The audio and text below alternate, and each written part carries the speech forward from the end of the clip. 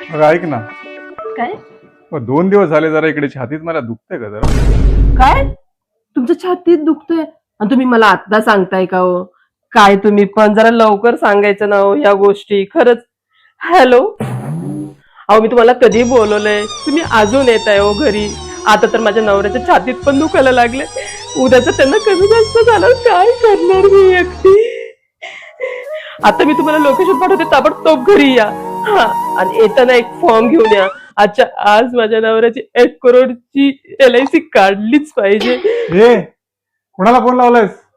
LIC एजंटला. अगं काय नाही झालं मला, ऍसिडिटी झालीये, डॉक्टरकडे जाऊन आलो मी, गोळ्या घेऊन आलोय.